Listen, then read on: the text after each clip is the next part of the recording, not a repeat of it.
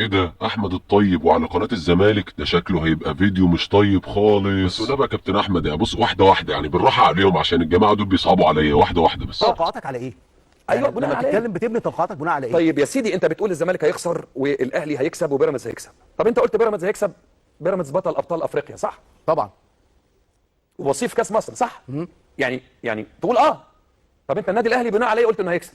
الاهلي ما خدش بطوله السنه اللي فاتت، ما خدش ولا بطوله. وما كسبش ولا مباراه في كاس العالم للانديه. ما خدش ولا بطوله لان بطوله الدوري زي ما قال مسؤول الرابطه واتحاد الكوره انها معلقه حتى الان. طبعا. ده كويس جدا ان انت قلت قال مسؤول، عشان بس ما يقولوش ده على لسانك انت وانت بتحرض والبطوله وخدنا البطوله والكلام ده. بس انا قلت لك يا كابتن احمد قبل ما تبدا بالراحه عليهم، بالراحه يا عم، هيعيطوا في ايدك، بالراحه.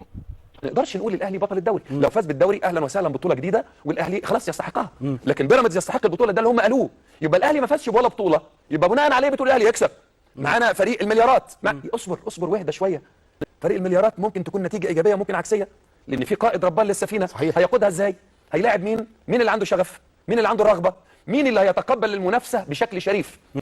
مين اللي المنافسه هتخليه يعلى بالمستوى، ومين اللي المنافسه هتخليه يحبط ويهرب ويقول لك لا يا عم انا اروح مكان العب فيه اساسي، انا لسه بعد العمر ده وبعد الصيت اللي انا عامله ده هقعد احتياطي عشان العب 30 40 دقيقه؟ لا الموضوع ده ما يخصنيش. اهو تقول لهم اللي بيقعد بيزعل وبيعمل موال يقول لك لا ما حصلش. طب اسال الشناوي، طب اسال بن شرقي، طب اسال ديانج، يقول لك لا احنا استقرار، احنا اعظم، احنا احسن، احنا اجمد. اهو محدش ناقش الكلام ده، مع انك انت لو ناقشته عمرك ما هتقلل من النادي الاهلي. شايفه ليه يا كابتن احمد بتناقش؟ ما يتناقش لان ده المطلوب والمرغوب، وده اللي بيكسب مكانه اكتر عند اللي بيقوله.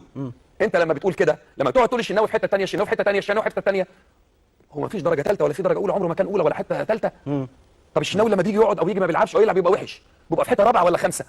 خلي بالك الشناوي من اعظم اللعيبه وحراس المرمى في تاريخ مصر. لكن احنا بنتعامل مع الادوات دي بشكل مصر مش محتاجاه، مبالغ فيه، وجمهورنا مش محتاجه، وشعبنا الجميل البسيط اللي بيفرح بالكوره مش محتاج المناوشات دي.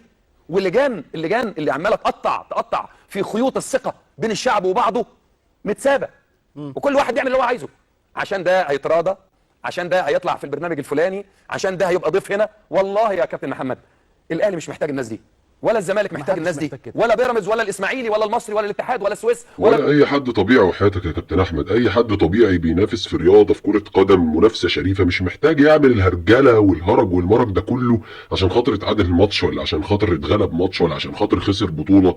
مفيش حد بيحتاج يعمل كده الا حد واحد احنا كلنا عارفينه. لازم الحاجه ما ينفعش مثلا اخدها وهي صافيه كده بيور، لازم يبقى حواليها شبهات وحواليها حوارات وحواليها محكمه دوليه وحواليها مش عارف ايه، لازم وحواليها مجاملات مش عارف منين، على قوانين بتتغير ونوايح بتتدمر. لازم تحس اني بصحى الصبح يعني ايه، بسم الله الرحمن الرحيم كده، افطر بمجاملتين ثلاثه، افطر ببطولتين ثلاثه فيهم شك، اتعشى بحاجه فيها ريبه، لازم كده.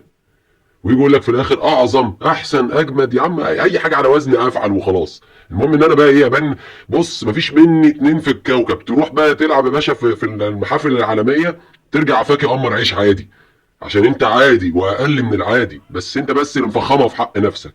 انزل على الارض بقى، انزل على الارض، بلاش المنظر اللي شفناه قدام الفرق الكبيره ده. يعني قعدت تقول لي انا هعمل وانا هسوي، رحت اتعادلت لي ماتش وجيت. يا عم ربنا يكون في عوننا عليكم والله.